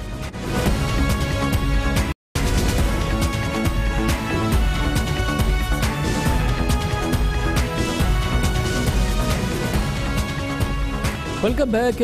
JIT جو پاناما کیس کے فیصلے کے بعد تشکیل دی گئی تھی، اس نے اپنا کام مکمل کرنے کی جانب گامزن ہے. اگلے 8 سے 10 دن کے دوران یہ کام مکمل ہوگا اور پھر اس کی report supreme court of Pakistan کے سامنے پیش کر دی جائے گی. JIT کے حوالے سے جو اب تک معلومات سامنے آئی ہے، جو اس نے سپریم کورٹ آف پاکستان کے ذریعے شیئر کی ہے، لگتا یہ ہے کہ JIT کو شدید شکایات ہیں حکومت سے، حکومتی اداروں سے، اور لگتا نہیں ہے کہ اس میں کہیں پر بھی کسی قسم کی کوئی گنجائش حکومتی موقف کے حوالے سے نظر آ رہی ہے. زیادہ اہمیت کی بات یہ بھی ہے کہ سپریم کورٹ آف پاکستان نے جو کہ JIT کو مانیٹر کر رہی ہے، اس کے بھی جو ریمارکس اب تک JIT کے حوالے سے جو سامنے آئے ہیں، اس میں بھی حکومت کے لیے کوئی واضح ایسا سامان نظر نہیں آتا جو کسی صورت سے بھی اطمینان کا باعث ہو. یہ کل کی بات ہے کہ سپریم کورٹ آف پاکستان نے JIT کے حوالے سے حسین نواز شریف کے اعتراضات کو مسترد کیا ہے، اور مجموعی طور پہ جو حکومتی اعتراضات JIT کے حوالے سے ہیں وہ بھی مسترد کر دیے ہیں. لیکن JIT کے جو اعتراضات حکومتی اداروں کے حوالے سے ہیں، سپریم کورٹ آف پاکستان نے اس پہ سخت آبزرویشنز بھی دی ہیں، احکامات بھی جاری کیے ہیں. مجموعی تاثر یہ ہے کہ حکومت کے لیے حالات سازگار نہیں ہیں. وہ جس سمت میں JIT کی انویسٹیگیشن چل رہی ہے اور سپریم کورٹ آف پاکستان اسے دیکھ رہی ہے، وہ کسی بھی صورت میں حکومت کے لیے سازگار معاملہ نظر نہیں آتا. اسی دوران یہ بات بھی آئی ہے کہ قطری شہزادے جنہوں نے کہ وزیراعظم نواز شریف کے خاندان کے حوالے سے خط لکھا تھا، JIT اب دوحہ نہیں جا رہی ہے کہ وہ اس قطری شہزادے کا بیان ریکارڈ کرے، لیکن اخباری بیانات میں قطری شہزادے حمد بن جاسم الثانی کہہ رہے ہیں کہ وہ اپنے ان خطوط پہ قائم ہیں جو اس سے پہلے انہوں نے سپریم کورٹ آف پاکستان میں جمع کرا ہے. اس کے علاوہ وہ یہ بھی کہتے ہیں کہ اگر دوحہ JIT کی ٹیم آئے گی تو وہ اس کی مزید تشریح کرنے کے لیے بھی تیار ہیں، اور وہ کہتے ہیں کہ انہوں نے جو خط لکھے ہیں سپریم کورٹ آف پاکستان میں اس پہ وہ پوری طرح سے قائم ہیں. لیکن مختصر بات یہ ہے کہ حکومت کے لیے حالات سازگار نہیں ہیں، اور حکومت کی اب سمت کیا ہو سکتی ہے، پاکستان مسلم لیگ نون اس سلسلے میں کیا سوچ بچار کر رہی ہے، یہ ہم پوچھتے ہیں. پاکستان مسلم لیگ نون کے متحرک ممبر قومی اسمبلی طلال چودھری ہمارے ساتھ موجود ہیں.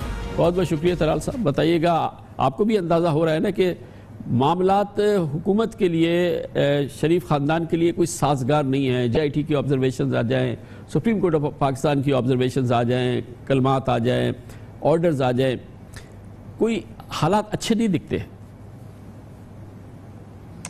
بسم اللہ الرحمن الرحیم. دیکھیں، ہم تو چاہتے ہیں کہ انصاف ہو، اور جیسے کہ آپ نے انٹرو میں کہا، یہ چیزیں بہت سارے لوگ محسوس کر رہے ہیں، اور ہمارے بہت سارے تحفظات ہیں، یا تو ان کا ابھی تک جواب نہیں آیا، یا پھر وہ تحفظات جو ہیں وہ مکمل طور پر ایڈریس نہیں کیے گئے، وہ پارشلی ایڈریس کیے گئے ہیں.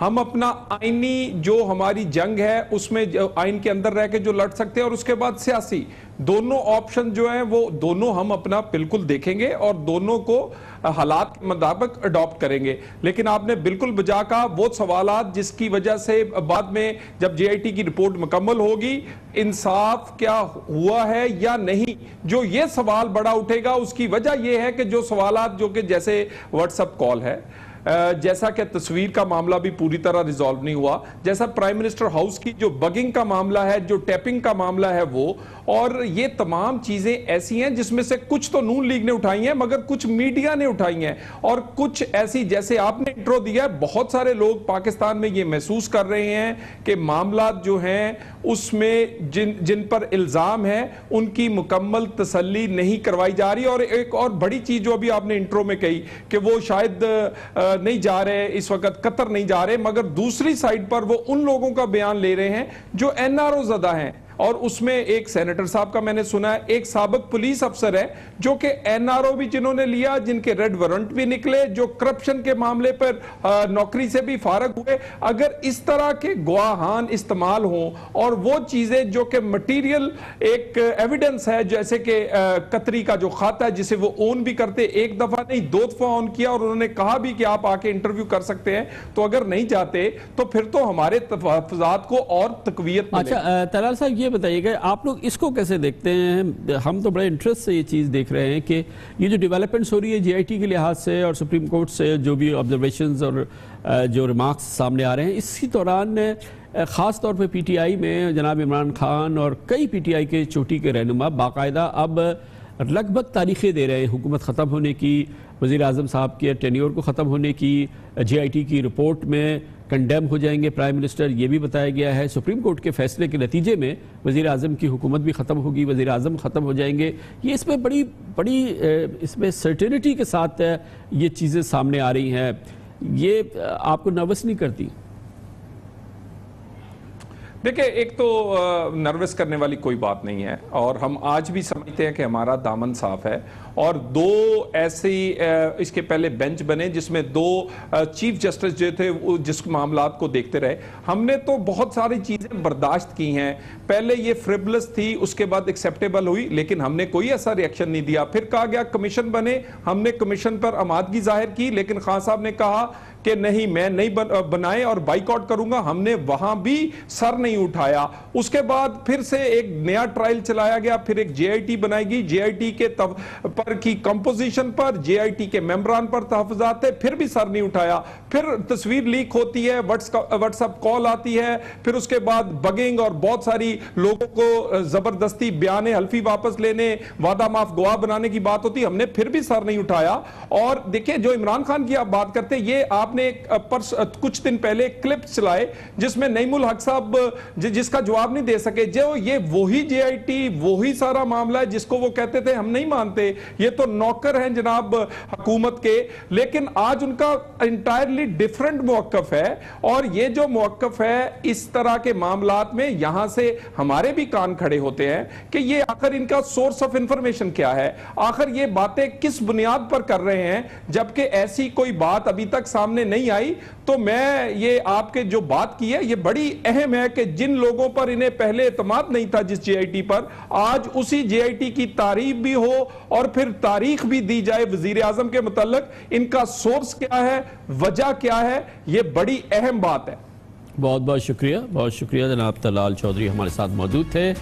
اب چلتے ہیں اس خبر کی جانب جس نے پاکستان میں اب بھی جشن کا سماں برقرار رکھا ہے، جس نے بھارت میں بوکھلاہٹ کا سماں برقرار رکھا ہے۔ پاکستان کے ہاتھوں شرمناک شکست کے بعد بھارت میں سٹ پٹاہٹ ہے، اور وہ سٹ پٹاہٹ صرف کرکٹ بورڈ میں نہیں ہے، ہر جانب نظر آ رہی ہے۔ اس کی تصویر بھی آپ کو دکھاتے ہیں چھوٹے سے وقفے کے بعد۔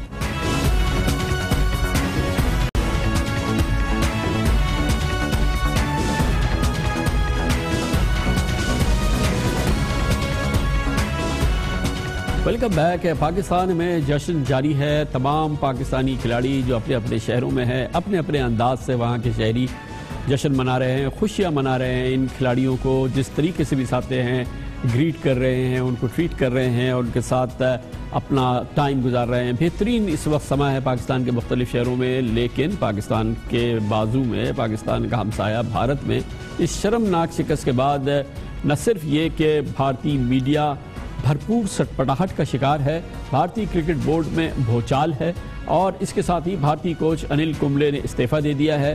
بھارتی میڈیا اب پاکستان کے شکست کے گناہ گاروں کو تلاش کرنے میں لگ گیا ہے۔ اس سٹپٹاہٹ میں بھارتی میڈیا نے ایک کام پکڑ لیا ہے کہ ان گناہ گاروں کو، اس کے بقول گناہ گاروں کو پکڑا جائے، تلاش کیا جائے، ان کی تشہیر کی جائے، جنہوں نے بھارت کو پاکستان کے ہاتھوں اس ذلت آمیز شکست سے دوچار کرایا۔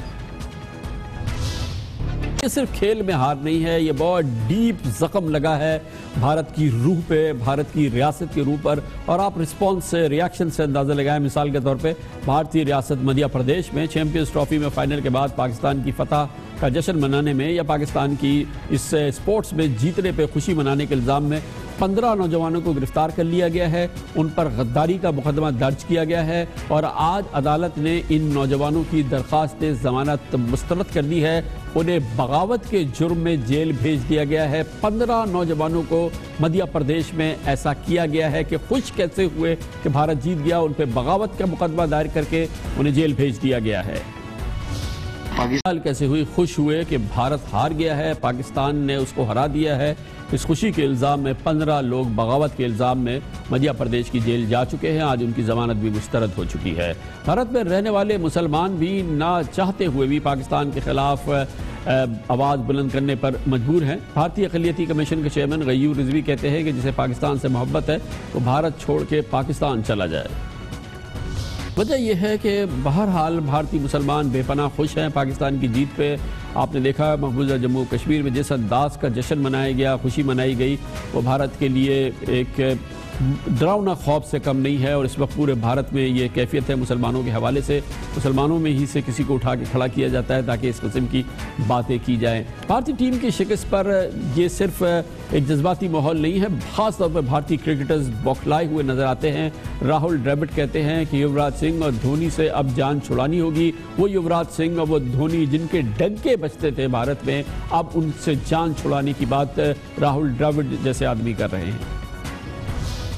Look, from my perspective, I think मुझे लगता है कि मिडिल ऑर्डर को लेकर अब भारत को फैसला करना होगा कि जो खिलाड़ी पहले से इस पोजीशन पर खेल रहे हैं, जैसे युवराज और धोनी, जो बहुत बेहतरीन खिलाड़ी रहे हैं भारतीय क्रिकेट के लिए और काफ़ी अरसे से अपनी जगह पर मौजूद हैं और शानदार खेल पेश कर रहे हैं, लेकिन अगले 2 साल में ये देखना होगा कि क्या कोई जगह बनती है और मौका मिलता है, या और कौन से नए खिलाड़ी आते हैं जो आगे चलकर इनकी जगह ले सकें। कोई ये नहीं कह रहा कि वो दोनों नहीं खेलेंगे, क्योंकि इस बात का फैसला इनकी फिटनेस करेगी, लेकिन हमें और ऑप्शंस की तरफ जाना होगा और देखना होगा कि मिडिल ऑर्डर में इनको कौन रिप्लेस कर सकता है। मज़ीद क्या हो रहा है भारत में ये जानने के लिए नई दिल्ली जाते हैं, जहां पर हमारे साथ मौजूद हैं Mumtaz senior sports journalist Rahul Dravid. बहुत बहुत माफ़ कीजिएगा, विक्रांत गुप्ता हमारे साथ हैं, senior sports journalist Vikrant Gupta. Thank you Vikrant जी। ये बताइएगा कि इंडिया पाकिस्तान की मैच करते ही ये अनिल कुंबले कोच ने जो रिज़ाइन किया है, ये धोनी के साथ जो झगड़ा उनका चल रहा है वो ज़्यादा सामने आया है, या ये कि ये मैच की बुनियाद पर अब उनका चलना मुश्किल हो गया था, ये जो शिकस्त हुई है भारत की चैंपियंस ट्रॉफी में? बिल्कुल भी नहीं, मुझे नहीं लगता कि पाकिस्तान की जीत या इंडिया की फाइनल में हार से इसका कोई ताल्लुक है, क्योंकि अगर हार जीत होती तो 12 महीने में आप इंडिया का रिकॉर्ड देखिए ना, इंडिया की टेस्ट रिकॉर्ड देखिए, ये टीम यहाँ तक फाइनल तक भी आई है। तो उस लिहाज से मुझे नहीं लगता कि रिजल्ट का कोई लेना देना है। ठीक है, कई बार क्या होता है, मैच्योर माइंड्स हैं, नहीं मिले, वो कहते हैं ना कि आपके दिल नहीं मिले, आपकी डिफरेंसेस ऑफ ओपिनियन थी, वो अरसे से चली आ रही थी, होना नहीं चाहिए था, लेकिन इंतजार एक मैच्योर इंडिविजुअल की तरह उन्होंने दोनों ने किया कि टूर्नामेंट खत्म हो जाए, और टूर्नामेंट खत्म होने के बाद अनिल कुंबले ने यह फैसला लिया कि मैं अब यहाँ खत्म हो गया। लेकिन आपको थोड़ा सा इसका बैकग्राउंड दे दूं, विराट थोड़े स्ट्रॉन्ग माइंडेड है, यंग है, शायद अनिल कुंबले ओल्ड स्कूल है। मुझे बड़ी हैरानी हुई है सुनकर कि अनिल कुंबले और विराट की नहीं बनी, और ये चैंपियंस ट्रॉफी से ठीक पहले बीसीसीआई ने एडवर्टाइज कर दिया था। दूसरी बात ये कि मेरा तो ये मानना है कि ये हार के कारण अनिल कुंबले नहीं गए, लेकिन शायद इस कंट्रोवर्सी के कारण भारत की हार भी एक वजह थी, क्योंकि फाइनल इतना बड़ा था, पाकिस्तान के साथ था, संडे को, फ्राइडे और सैटरडे 2 दिन लगातार यहाँ पर लंदन में विराट कोहली जो क्रिकेट एडवाइजरी कमेटी उसका मीटिंग करते रहे, जिसमें सचिन थे, सौरव गांगुली थे, वीवीएस लक्ष्मण थे और बीसीसीआई के अधिकारी भी थे। तो उस लिहाज से मेरा तो ये मानना था कि ये डिस्ट्रैक्ट हो रहे हैं। विराट कोहली ने पता नहीं क्यों एक बना लिया था कि या मैं या अनिल कुंबले, लेकिन अनिल कुंबले और इनकी जब मीटिंग हुई मंडे को, और विराट ने, मैंने सुना कि उसमें काफी कुछ कहा, तभी अनिल कुंबले ने ये डिसाइड कर लिया कि बस अब मैं इस टीम के साथ नहीं रहूंगा। अच्छा विक्रांत, ये बताइएगा, जो एक स्पोर्ट्स क्रिकेट जर्नलिस्ट के पर्सपेक्टिव से, इंडियन क्रिकेट जर्नलिस्ट के पर्सपेक्टिव से, ये फाइनल में हुआ क्या है? पाकिस्तान को बहुत ज़्यादा अंडर एस्टिमेट किया गया और आप सब ने मिलकर समझा कि इंडिया बहुत बड़ी टीम है, उसको बहुत ओवर एस्टिमेट किया गया। बिल्कुल सही बात है, पाकिस्तान को इंडिया को ओवर एस्टिमेट किया गया और पाकिस्तान को अंडर एस्टिमेट किया गया। लेकिन क्या ये सिर्फ इंडिया में हुआ, पाकिस्तान में नहीं हुआ था? आपकी टीम जब पहला मैच हारी थी तो आपने तो क्रिटिसिज्म किया था अपनी टीम का, आपने कहा था कि सरफराज को हटा दो। फिर आपकी टीम जीतना शुरू हुई तो आमिर सोहेल साहब ने कह दिया कि भाई ये जीत हमें पता कैसे हो रही है, तुम जीत नहीं सकते थे। तो मुझे लगता है कि अगर आपकी टीम जीती है उसे आप सेलिब्रेट कीजिए, हम भी सेलिब्रेट कर रहे हैं। ऐसा नहीं है आप जो इंप्रेशन वहां पर क्रिएट कर रहे हैं कि मीडिया इंडिया की बड़ी गुरूर थी, ऐसा गुरूर नहीं है हमें। हमारी टीम अच्छा खेल रही थी और हमारी टीम आज नहीं अच्छा खेली है, सिर्फ इस टूर्नामेंट में अच्छा नहीं खेली है, टीम तो इंडिया की काफी देर से खेल रही है। और देखिए, बुरा मत मानिए, पाकिस्तान डिजर्विंग विनर है। जिस टीम ने 340 रन फाइनल में बनाए हों और सामने वाली टीम को वो 200 से नीचे आउट कर दे ना, उससे बड़ी कोई टीम नहीं है। और इंडिया फाइनल जरूर पहुंचा है, लेकिन इंडिया ने कितनी बड़ी टीमों को हराया, एक पाकिस्तान को हराया, वो भी बुरी तरह से हराया, उसके बाद एक मैच इंडिया ने साउथ अफ्रीका को हराया, आपकी टीम ने तो इंग्लैंड को भी हराया, साउथ अफ्रीका को भी हराया, तो आपकी टीम ज्यादा बेहतर थी उस दिन। लेकिन ये आप भी जानते हैं, हम भी जानते हैं कि यही मैच अगर किसी और दिन हो सकता है कि इंडिया इतनी बुरी तरह ना हारे, ये भी हो सकता है कि इंडिया जीत जाए। क्योंकि इसी टूर्नामेंट में 2 हफ्ते पहले इंडिया ने पाकिस्तान को भी तो 1 साइडेड हराया था। तो जिस दिन जो टीम अच्छा खेली वो जीती। अच्छा, होता है इतनी बड़ी जब हार हो जाए तो उसका फॉल आउट होता है। विक्रम जी, क्या अभी इंडिया की टीम में क्या आप देखते हैं कि क्या फ्लश आउट होगा, क्या निकाले जाएंगे? इंडियन मीडिया ही अब तो गुनाहगार ढूंढ रहा है, ये गुनाहगार, ये गुनाहगार, ये गुनाहगार, और अब बात हो रही है युवराज को भी फारूक करो, धोनी को भी निकालो। ये सब होगा आपके ख्याल में? अब एक राहुल द्रविड़ ने, जो पाकिस्तान में भी मैंने सुना उनकी बहुत इज्जत है, मैंने देखा भी है और इंडिया में भी है, उन्होंने सिर्फ इतना बोला है कि हमें इंडियन सिलेक्टर्स को, मैनेजमेंट को ये तय करना है कि आज से 2 साल बाद जब वर्ल्ड कप इंग्लैंड में होना है, जब दोनों की उम्र 38 के करीब हो जाएगी, 38 के करीब हो जाएगी, क्या दोनों 11 में फिट होते हैं या उनमें से एक फिट होता है या दोनों नहीं होते हैं? तो किसी ने ये नहीं कहा कि विराट कोहली को कप्तानी से हटा दो, किसी ने ये नहीं कहा कि धोनी को हटा दो, युवराज को हटा दो। वैसे भी अगर आप देखें इंडियन क्रिकेट सिस्टम एक बड़ा सेट प्रोटोकॉल है, और ये पिट स्टॉप था युवराज के लिए भी, धोनी के लिए भी, क्योंकि 2 साल बाद अगर हमने उनको वर्ल्ड कप की टीम में देखना है तो यहीं से डिसाइड करना है कि हाँ ये दोनों जाएंगे। इंडिया में नी जर्क रिएक्शन नहीं होगा कि वर्ल्ड कप से 6 महीने बाद आप धोनी को बदल दें, युवराज को बदल दें। तो राहुल द्रविड़ ने ये बोला है कि जहां आपकी टीम के पहले 3 बैट्समैन रन बनाते हैं, भारत 350 बना देता है 3 विकेटों के नुकसान पर, लेकिन जिस दिन 40 3 आउट हुए थे, क्या उस दिन युवराज और धोनी आज वो कर सकते हैं कि 350 चेज कर दें? उनका ये मानना था कि क्या हम यंगस्टर्स को ट्राई करना चाहते हैं, और वेस्ट इंडीज क्योंकि एक आसान सीरीज होनी चाहिए कंपैरेटिवली, तो उनका ये मानना था कि पूरी टीम जाने के बजाय यंगस्टर्स को भेजते ताकि हमें अंदाजा हो जाता कि वो क्या कर सकते हैं। अच्छा, ओवरऑल ये बताए कि जो इंडियन मीडिया में ऐसा हुआ है, हम भी हारते, शायद हमारे मीडिया में भी ऐसा होता, लेकिन एक बिल्कुल डूम्सडे सिनेरियो, एक मैसिव एक रिएक्शन है, एक और बहुत बुरा भला कहना टीम को, बहुत ज़्यादा टीम के हवाले से बात करना, इसके टीम के मोराल पे ओवरऑल रिपरकशंस होंगे इंडियन क्रिकेट पे, जो खास तौर पे ये जो पोस्ट डिफीट मीडिया में हालात आए हैं। ये एक फाइनल हारती है, 1 साइडेड हारती है, तो उसके रिपरकशंस होते हैं और उसके रिपरकशंस होंगे। लेकिन टू से कि इंडिया में बवाल मचा, मैं तो लंदन में हूं, मैं ऑब्वियसली अभी इंडिया पहुंचा नहीं हूं, मुझे नहीं पता, लेकिन जो मैं फॉलो कर रहा हूं, मुझे ये पता चला है कि India already West Indies series की बात करनी शुरू हो गया मीडिया। तो देखिए, मीडिया को आप छोड़ दीजिए, क्योंकि media is not a reflection कि हमारी सोसाइटी क्या है और हमारी क्रिकेट क्या है। मैं खुद मीडिया का पार्ट हूं। ऑब्वियसली हम सब जानते हैं कि हम थोड़ा ज्यादा भी कर देते हैं कई बार, और शायद आप मीडिया को भूलकर सिर्फ क्रिकेट को देखें या लोगों को देखें, तो मुझे लगता नहीं है कि इतनी ज्यादा परेशानी है। हाँ, उस दिन मुझे भी बड़ा दुख हुआ, मैं भी बैठा था ड्रेसिंग रूम में, मैंने भी कहा कि यार इतना 1 साइडेड हार गए, कम से कम इज्जत तो बचाइए। लेकिन मैं आपको ये भी बता दूं कि जब मैं ओवर के ground, thank you so much Vikrant ji, thank you so much. Vikrant Gupta senior cricket journalist है, हमारे साथ लंदन से थे, अभी इंडिया पहुंचे नहीं है, इसलिए बराह रास्त देखा नहीं है कि इंडियन टीम के साथ वहाँ पे हो क्या रहा है।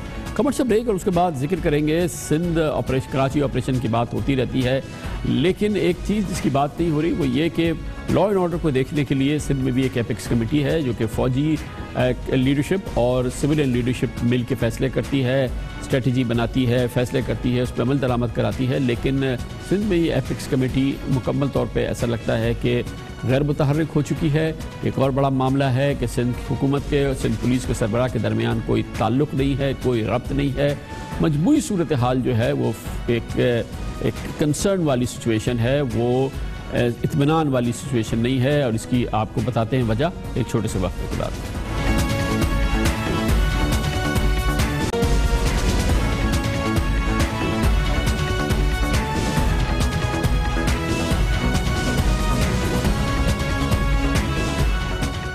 जो कि कौमी तवज्जो इस वक्त मरकूज़ है JIT पनामा केस वगैरह पे, और पिछले कुछ दिनों से पाकिस्तान की भारत के हवाले से चैम्पियंस ट्रॉफी में शानदार कामयाबी, लेकिन बहुत ही अहम कलीदी मसाइल हैं जिस पर इस वक्त तवज्जो नहीं है, लेकिन उसकी वजह से बहुत मसले पैदा हो रहे हैं। मिसाल के तौर पे सिंध में नेशनल एक्शन प्लान बुरी तरह से मुतासर हो रहा है। सिंध में अमन अमान की सूरत हाल का जायज़ा लेने और जराइम की रोकथाम के लिए जो हिकमत अमली बनाने के लिए सूबाई एपेक्स कमेटी होती थी, वो भी तकरीबन 6 महीने से उसका कोई इजलास नहीं हुआ है।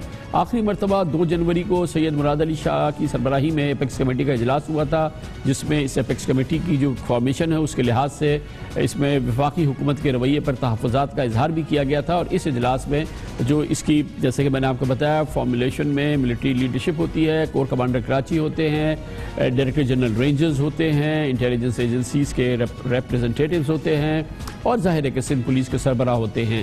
لیکن اب سندھ حکومت نے لگتا ہے جیسے آئی جی سندھ اے ڈی خواجہ سے بالکل قطع تعلق کر لیا ہے اور اس طرح سے ایک بہت بڑی خلیج پیدا ہو گئی ہے پولیس کے معاملات میں اور حکومت سندھ کے معاملات میں. سیکیورٹی معاملات کی جو میٹنگز ہوتی ہیں اس میں آئی جی سندھ کو بلایا بھی نہیں جاتا. اب خود صوبائی وزیر داخلہ سہیل انور سیال اس حوالے سے پولیس آفیسرز کو ڈائریکٹ آرڈرز دے رہے ہیں. سندھ میں یہ حالات اس وجہ سے جو حالات ہے اس میں نیشنل ایکشن پلان پر بڑا اس پہ اثر پڑا ہے. پچھلے 5 مہینوں سے دہشت گردی اور سنگین جرائم کے 36 مقدمات ملٹری کورٹس میں بھیجے جانے ہیں مگر نہیں بھیجے جا سکے. اینٹی ٹیررزم کے مقدمات میں نئے پروسیکیوٹرز کی تعیناتی ہونی تھی، وہ نہیں ہو سکا. مشکوک سرگرمی میں ملوث مدارس کے خلاف کارروائی شروع کرنے سے پہلے ہی رک گئی ہے. سی پیک کے لیے اسپیشل فورسز میں بھرتیاں نہیں ہو سکی ہیں. کراچی کے اہم مقامات پر سی سی ٹی وی کیمراز کی جو انسٹالیشن ہونی تھی وہ بھی نہیں ہوئی ہے. اور کیا کچھ نہیں ہوا ہے. ہم جو گزشتہ ایک میٹنگ ہوئی تھی ایپیکس کمیٹی کی، اس کے بعد جو فیصلے ہوئے تھے وہ تمام فیصلے جو بھی آپ کو اس وقت کے مشیر اطلاعات مولا بخش چاڈیو سنائیں گے اس پہ کسی پہ بھی عمل نہیں ہوا ہے. پولیس ریفارمز میں بھی سوچا گیا ہے اور اس حوالے سے 17 گریڈ تک ڈیٹیکٹر رکھیں گے، ڈائریکٹ وہ کمیشن بھرتی کرے گی. رائٹ پولیس فسادوں کو روکنے کے لیے فوری طور پہ وہ بھی بھرتی کی جائیں گے اور فوری طور پہ اس کی بھرتی بھی ہوگی. فیسیلیٹیشن سینٹر جو ہوتے ہیں وہ بھی اس مہینے دسمبر تک پوری سندھ میں قائم کر دیے جائیں گے. پولیس کو کے ڈیٹا بیس بنانے کے لیے بھی جو سندھ میں عارضی طور پر آ کر رہائش اختیار کرتے ہیں ان کا ریکارڈ رکھا جائے گا. ان کے لیے قانون پہلے ہی ہے، اس پہ عمل درآمد نہیں ہوتا تھا، اب اس قانون پہ سختی سے عمل درآمد کرایا جائے گا. اور کتنے سنگین مسائل ہیں اس کی معلومات حاصل کرتے ہیں. ہمارے ساتھ موجود ہیں ہمارے سینئر کورسپونڈنٹ منور عالم. بہت بہت شکریہ منور صاحب. بتائیے گا کہ کیا کیا مسئلے ہو گئے ہیں خاص طور پہ جو اس وقت صورتحال ہے لا انفورسمنٹ ایجنسیز کے کوارڈینیشن کے حوالے سے سندھ میں.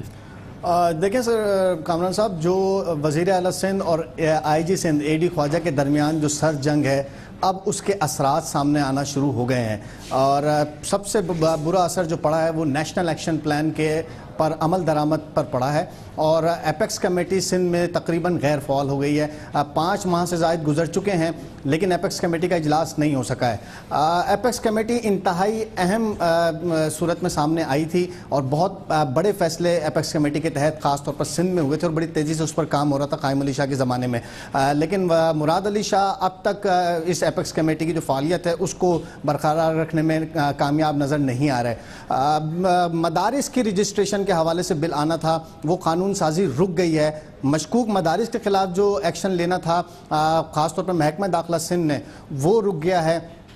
پولیس کو اپ گریڈ کرنا تھا، ان کو اکوپ کرنا تھا، ایک اینٹی رائٹس فورس بنانی تھی، وہ جو ہے اس وقت وہ بھی تعطل کا شکار ہے. وہ سمریز ضرور ہیں کیونکہ جو ریویو ایپیکس کی بھی ریویو میٹنگز بھی ہوتی ہیں وہ بھی نہیں ہوئی. ریویو میں جو فیصلے ہوتے ہیں اس کے بعد ان پر عمل درآمد کے لیے جو کمیٹی ہے وہ اس پر عمل درآمد کراتی ہے، وہ بھی 5 ماہ سے نہیں ہو سکا ہے جس کی وجہ سے وہ تمام فیصلے کہیں دبے ہوئے ہیں جن پر اس وقت یہ بتائیں کہ اسی دوران یہ جو اتنا بڑا اسکینڈل دھماکہ سامنے آیا ہے کراچی سینٹرل جیل کا، اس میں لگتا یہ ہے کہ حکومت سندھ کا کوئی کنٹرول نہیں، کوئی مانیٹرنگ نہیں، یا یہ سب ملے ہوئے تھے کہ جیل جو تھی وہ تو جیل کیا تھی، وہ تو عیش قدہ تھی لوگوں کے لیے اور کروڑوں اربوں روپے کی وہاں سے رشوتیں جمع ہونا اور کیا حال ہو جس میں 2 خطرناک ترین دہشت گرد بھاگ گئے. اس کا بھی کوئی اثر پڑا حکومت سندھ پر کہ جاگ جائے، کچھ حالات کو ٹھیک کرنے کی کوشش کی جا رہی ہو؟ کامران صاحب اس میں انتہائی حیران کن بات یہ ہے، ہماری بات ہوئی تھی وزیر جیل خانہ جات ضیاء الانجار سے، ان کا کہنا یہ ہے کہ جیل میں جو سی سی ٹی وی کیمرے تھے خاص طور پہ جو جوڈیشل کمپلیکس میں لگائے جانے تھے وہ انسٹال ہی نہیں ہو سکے. عدالتیں ایپیکس کمیٹی کے فیصلے کے تحت اندر قائم کی گئی تھی جیل کے، خاص طور پہ جو انسداد دہشت گردی کی عدالتیں تھیں ان کو مزید کو بھی 30 تک لے جانا تھا. 10 عدالتیں وہاں منتقل کی گئی تھیں لیکن اس میں سی سی ٹی وی کیمرے نہیں لگ سکے جس کی وجہ سے جو ملزمان کی جو نقل و حرکت تھی وہ بالکل سامنے نہیں آ سکی. کس طرح وہ فرار ہوئے، کس طرح انہوں نے کٹنگ کی، یہ کوئی فوٹیجز پولیس کے پاس موجود ہی نہیں ہیں، اور یہ ایپیکس کمیٹی کے فیصلوں میں سے ایک فیصلہ تھا کہ انسداد دہشت گردی کی عدالتیں نہ صرف وہاں پر منتقل ہوں گی بلکہ سی سی ٹی وی کیمرے انسٹال کیے جائیں گے۔ یہی صورتحال جیل کے اندر کی بھی ہے کہ جہاں پر اتنی بڑی تعداد میں سامان نہ صرف پہنچ گیا بلکہ استعمال ہو رہا ہے اور اس پر کوئی ایکشن نہیں ہے۔ رینجرز کو وہ کریک ڈاؤن کرنا پڑا، پولیس میں اتنی طاقت نہیں ہے، اتنی اس کو اسٹرینتھ نہیں دی گئی کہ پولیس یہ کام کر سکے۔ اس کے پیچھے کوئی خوف ہے کیونکہ پچھلے دور میں کئی جیل سپرنٹینڈنٹ اس میں قتل ہو چکے ہیں، تو پولیس نے وہ ایکشن نہیں کیا، اس کے لیے بھی رینجرز کو استعمال کیا گیا۔ بہت شکریہ، بہت شکریہ ہمارے ساتھ موجود تھے۔ ایک اور اہم معاملہ جس کا پاکستان سے تعلق نہیں ہے لیکن بہت ہی قریبی ہمسایہ برادرانہ ملک ہے، سعودی عرب کے حالات سے ہر پاکستانی جڑا ہوا ہے۔ وہاں پہ ان دنوں خارجی اور داخلی پالیسی کی تبدیلیوں کا ایک عمل ہے جو کہ جاری ہے اور بہت ہی سگنیفیکنٹ، بہت ہی معنی خیز عمل ہے جو کہ اس وقت ہو رہا ہے۔ کل رات سعودی فرمانرواز شاہ سلمان عبدالعزیز نے اپنے 57 سالہ بھتیجے محمد بن نائف کو ولی عہد کے عہدے سے ہٹایا اور اپنے 31 سالہ بیٹے محمد بن سلمان کو نیا ولی عہد مقرر کر دیا۔ سعودی شاہی فرمان کے مطابق محمد بن سلمان سعودی عرب کے اگلے حکمراں ہوں گے۔ اس وقت بھی 31 سالہ محمد بن سلمان کو سعودی عرب کی طاقتور ترین شخصیت سمجھی جاتی ہے۔ وہ اس وقت سعودی عرب کے وزیر دفاع بھی ہے اور دوسرے اہم معاملات کی پالیسی ساز بھی وہی ہیں۔ شاہ سلمان بن عبدالعزیز نے جنوری 2015 میں جب اقتدار سنبھالا تھا، شاہ عبداللہ کی وفات کے بعد اس کے 3 ماہ بعد ہی انہوں نے اپنے ستیلے بھائی مقرن بن عبدالعزیز کی جگہ اپنے بھتیجے محمد بن نائف کو ولی عہد مقرر کیا تھا، اور گویا کہ کل رات کا جو فیصلہ ہے اس کے بعد 2 ولی عہد ہیں جو شاہ سلمان چینج کر چکے ہیں۔ اب ولی عہد محمد بن سلمان نئے سعودی نائب وزیر اعظم بھی ہوں گے، وزیر دفاع بھی ہیں، جبکہ برطرف ولی عہد محمد بن نائف سے تمام عہدے واپس لے لیے گئے ہیں اور اس کی کوئی وجہ نہیں بتائی گئی ہے۔ سعودی پریس ایجنسی کے مطابق سابق ولی عہد شہزادہ محمد بن نائف نے 31 سالہ نئی ولی عہد کی بیعت کر لی ہے اور ان سے وفاداری کا اعلان کیا ہے، جبکہ شاہی فرمان کے تحت 10 شہزادوں کو سعودی حکومت میں اب نئے عہدوں پر فائز کیا گیا ہے۔ یہ بھی پچھلے 24 گھنٹے میں جو ڈیولپمنٹ سعودی عرب میں ہو رہی ہیں اس کا یہ ایک بڑا حصہ ہے۔ سعودی فرمانرواز شاہ سلمان بن عبدالعزیز نے شاہی جانشین کونسل اور بیعت کمیٹی سے مشاورت کے بعد ولی عہد کی تبدیلی کا فیصلہ کیا ہے۔ بیعت کمیٹی کے 34 میں سے 31 اراکین نے محمد بن سلمان کی ولی عہد بننے کی منظوری دی تھی، یہ کہنا ہے سعودی عرب کی سرکاری خبر رساں ایجنسی کا۔ سابق ولی عہد شہزادہ محمد بن نائف اس سے پہلے سعودی عرب کے وزیر داخلہ کی حیثیت سے پوری دنیا میں ان کی شہرت تھی۔ ان کو اس بات کا کریڈٹ دیا جاتا تھا کہ سعودی عرب سے القاعدہ کے خاتمے اور انسداد دہشت گردی کی انہوں نے سرکردگی کی، وہ اس کے لیڈر تھے اور سعودی عرب سے القاعدہ کا خلاقمہ کرنے میں ان کا بڑا ہاتھ تھا۔ جبکہ جو موجودہ ولی عہد ہیں جو کہ کل بنے ہیں شہزادہ محمد بن سلمان، وہ یمن کے حوالے سے سعودی عرب کی جو پالیسی ہے اور جو سعودی عرب کی جنگ یمن میں جاری ہے وہ اس کو لیڈ کر رہے ہیں، اور اس وقت سعودی عرب کی میں جو پالیسیوں میں بڑی تبدیلیاں آ رہی ہیں اس میں شہزادہ محمد بن سلمان کا بڑا کلیدی کردار ہے، وہ اس کو لیڈ بھی کر رہے ہیں۔ اور اس وقت جیسا کہ میں نے آپ کو پہلے بھی بتایا، کل کے اس فیصلے کے بعد بلا شبہ وہ اس وقت سعودی عرب کی طاقتور ترین شخصیت بن گئے ہیں اپنے والد شاہ سلمان کے بعد۔ شاہ سلمان اپنی عمر کی وجہ سے اور اپنے صحت کی ایشو کی وجہ سے اتنے متحرک نہیں ہیں، اس لیے اب یہ تمام کام جو ہیں وہ بھی شہزادہ محمد بن سلمان کریں گے۔ جو کلیدی کام ہے ریاست کے وہ شہزادہ محمد بن سلمان کے ذمے آئے ہیں۔ اس کے ساتھ ہی ہمارے آج کے پروگرام کا اختتام ہوتا ہے۔ کل آپ سے پھر ملاقات ہوگی انشاءاللہ۔ کل تک کے لیے کامران خان کو اجازت، اللہ حافظ و ناصر۔